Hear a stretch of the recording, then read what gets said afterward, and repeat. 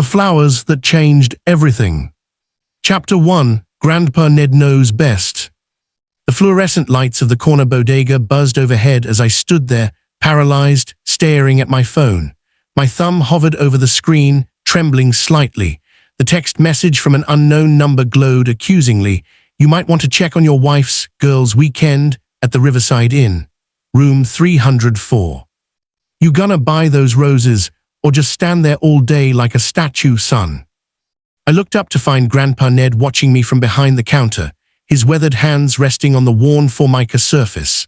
Ned wasn't actually my grandfather. He wasn't anybody's grandfather that I knew of, but everyone in the neighborhood had called him Grandpa Ned for as long as I could remember. He'd been running this bodega for 40 years, and in that time, he'd become something of an unofficial therapist to half the residents of our Brooklyn neighborhood. Sorry, Ned, I muttered, grabbing the bouquet of roses without really seeing them. My mind was still reeling. Sarah had left just this morning for what she'd called a much-needed girls' weekend with her college friends. She'd been so excited, kissing me goodbye and promising to send pictures from the spa. Ned's sharp eyes, still bright despite his 78 years, studied my face. That's a face I recognize, he said slowly, leaning forward on his elbows. Seen it 1,000 times in this shop. That's the face of a man who just got some information he didn't want. I tried to laugh it off, but it came out hollow. Just a weird text message, that's all. Ned rang up the roses with deliberate slowness, his gnarled fingers moving across the ancient cash register with practiced ease. And you're buying flowers at 8 o'clock on a Friday night because... I opened my mouth to give him some excuse, but the words died in my throat. What was I doing? Was I really going to drive 2 hours to Sarah's hotel based on an anonymous text? That was crazy. That was the behavior of a paranoid husband, the kind of man I'd never wanted to become.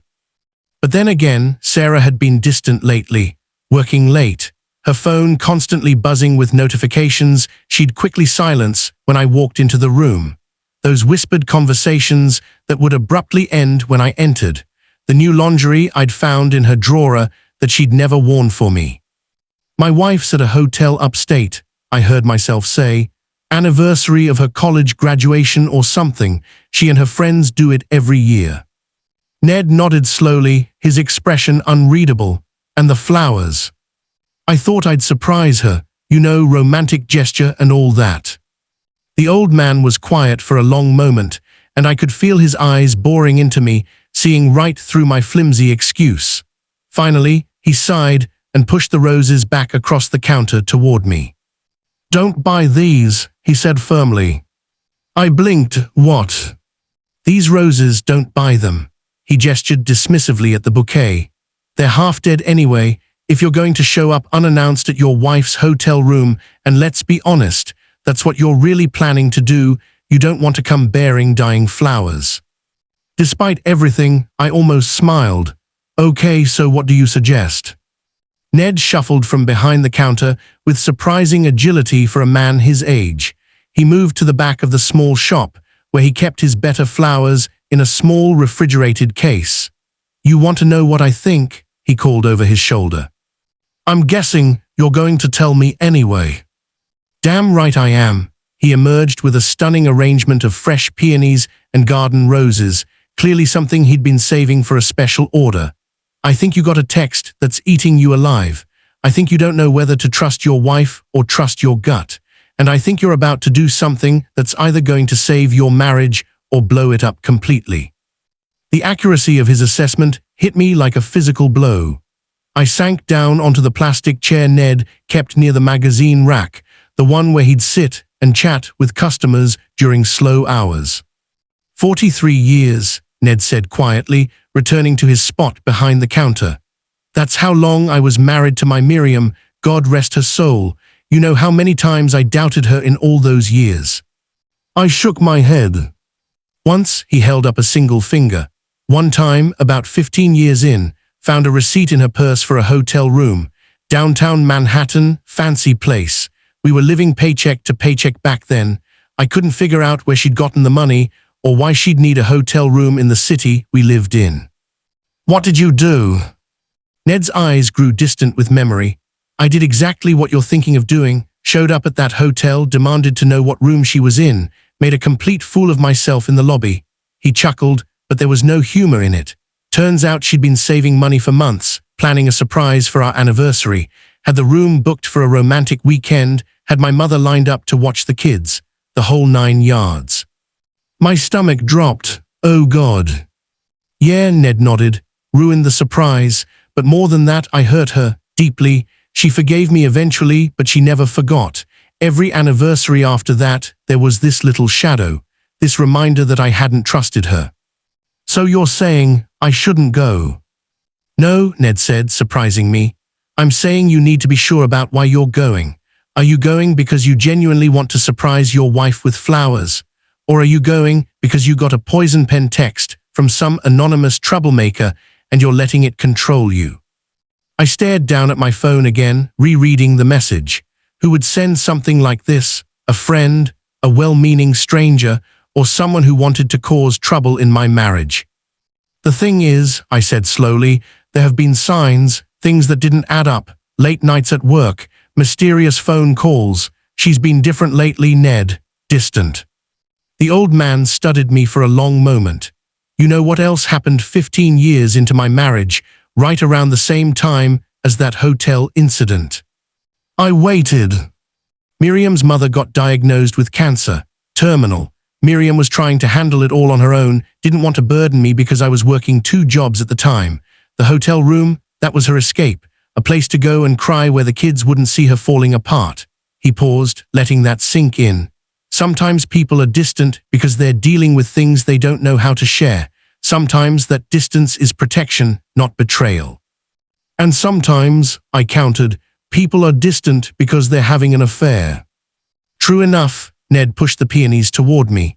So here's what you're going to do. You're going to take these flowers, no charge by the way, and you're going to get in your car.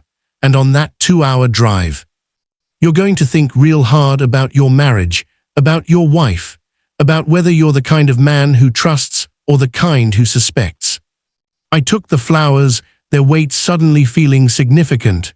What if I show up and there's someone else there? Ned's expression softened. Then you deal with it, but you deal with it like a man who loved his wife enough to bring her flowers, not like someone who came looking for a fight. You hear me? I nodded, my throat tight. And son, Ned called as I headed for the door, if she's innocent, and I got a feeling she is, you make damn sure you tell her the truth about why you came. Don't lie and say it was just a romantic surprise. Lies are what kill marriages, not distance. The drive upstate gave me plenty of time to think, just as Ned had predicted. Every mile marker was another opportunity to turn back, to trust, to let it go. But I kept driving, the flowers on the passenger seat beside me, Ned's words echoing in my head. The Riverside Inn appeared around a bend in the road, a charming historic hotel overlooking the Hudson. Sarah had mentioned it was beautiful, and she hadn't been wrong. Under different circumstances, I might have suggested we come here together sometime. I parked and sat in the car for a full 10 minutes, staring at the building. Room 304, the text had said. 3rd floor. I could see lights in various windows, could hear the faint sound of laughter and music from somewhere. My phone buzzed. A text from Sarah, miss you, at dinner with the girls, hope you're having a good night. There was a photo attached, Sarah and 3 of her college friends at a restaurant table, wine glasses raised, genuinely happy smiles on their faces. No men in sight, just 4 women in their 30s, enjoying a weekend away. I stared at that photo for a long time. Then I looked at the anonymous text again. The pieces didn't fit. If she was at dinner with her friends, who would be in room 304? Unless she'd left dinner early, unless she'd told her friends she wasn't feeling well, unless... Stop it, I told myself aloud. Just stop. I grabbed the flowers and got out of the car before I could change my mind. The hotel lobby was warm and inviting, all exposed brick and soft lighting. A young woman at the front desk smiled as I approached. Good evening, sir, checking in. No, I'm just here to surprise my wife, Sarah Mitchell, room 304. The woman's smile faltered slightly. I'm sorry, sir, I can't give out guest room numbers. No, I already know the room number, I held up the flowers helplessly. I just want to surprise her. She hesitated, clearly torn between customer service and privacy policy. Finally, she said, if you'd like to leave the flowers at the desk, I'd be happy to have them delivered. No, thank you, I'd like to deliver them myself. I didn't wait for her response, just headed for the elevator before she could stop me. My heart was pounding as I rode up to the 3rd floor, as I walked down the carpeted hallway, as I found room 304. I raised my hand to knock, then paused. This was it, the moment that would define everything. On the other side of this door was either confirmation of my worst fears or proof that I'd let paranoia poison my trust. I knocked. Footsteps approached, the door opened. A man stood there, mid-40s, wearing a hotel bathrobe. We stared at each other for a frozen moment. Can I help you? He asked, confused. My world tilted, the flowers fell from my nerveless fingers. Who are you? I'm staying in this room, he said, now looking alarmed. Who are you? My wife, Sarah Mitchell, I thought. Understanding dawned on his face, followed by sympathy. Oh man, I think you've got the wrong room. There's no Sarah here, just me and my wife, honey, he called back into the room. There's a guy here looking for someone named Sarah Mitchell. A woman's voice from inside. Wrong hotel, maybe. There's a riverside lodge about 10 miles south. The world came back into focus slowly. Wrong room, or wrong hotel, or wrong information entirely. I bent to pick up the flowers, my face burning with embarrassment. I'm so sorry, I mumbled. I must have. Someone told me, I'm sorry. Back in the elevator, my phone was already in my hand, calling Sarah. She answered on the 2nd ring, laughter in her voice. Hey babe, missing me already? Sarah, where are you, exactly? The laughter died. What's wrong? You sound weird. Just, please, where are you? At Giuseppe's, the Italian place about 5 minutes from the hotel. We're just finishing dessert. Jake, what's going on? I'll explain everything. What's your actual room number? 412, but seriously, you're scaring me. I'll be right there. Room 412 was empty, of course, because Sarah was at dinner, because I was an idiot who'd been played by an anonymous text message. I sat on the floor outside her room, the peonies wilting slightly in their wrapping, waiting. About 20 minutes later, I heard voices in the hallway, women's voices, laughing and chatting. They rounded the corner, and Sarah stopped dead when she saw me. Jake. Her friends tactfully continued to their own rooms, throwing curious glances back at us.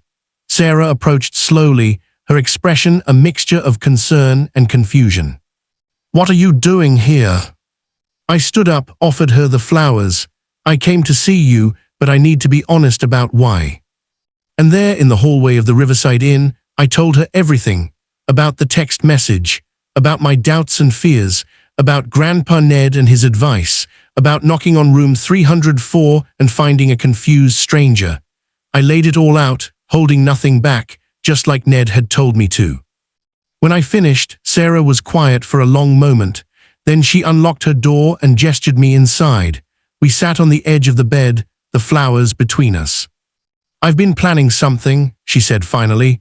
For months now, I've been saving money, taking secret phone calls, being distant and distracted, and you know what it was. I shook my head, afraid to hope. I've been working with a fertility specialist. I wanted to surprise you, to come home from this trip and tell you I'd figured out a plan, that we were going to have the baby we've been trying for. I didn't want to get your hopes up until I knew it was possible. Her eyes filled with tears. The late nights at work, I was doing overtime to pay for the appointments, the mysterious calls, my doctor, the new lingerie. I wanted to feel attractive despite all the medications and procedures. The weight of my suspicion crashed down on me. Sarah, I'm so. Someone sent you that text to hurt us, she interrupted, to make you doubt me, and it worked. So we have two choices. We can let whoever sent it win, let it drive a wedge between us, or we can decide right now that we are stronger than that. I pulled her close, the flowers crushed between us, their sweet scent filling the air. I choose us, always. Later, driving home together, Sarah had decided to skip the rest of the weekend. I told her all about Grandpa Ned and his 43 years with Miriam, about the wisdom of an old bodega owner who'd seen it all and understood everything. We should visit him, Sarah said, her hand in mine. I want to thank him for the flowers and for making sure my husband came to me with honesty instead of accusations. And we did the very next day. Ned listened to our story, nodding in all the right places, and when we finished, he simply said, "Trust is a garden. You got to tend it, water it, pull out the weeds when they try to take root. You two are going to be just fine." He was right. We never did find out who sent that text message, but in a strange way, I'm grateful it happened. It forced us to confront the distance that had grown between us, to choose transparency over secrets, trust over suspicion. And 6 months later, when Sarah came home with news that the fertility treatments had worked, the first people we told, after our parents, was Grandpa Ned. He just smiled his knowing smile and said, "See, gardens grow when you tend them right."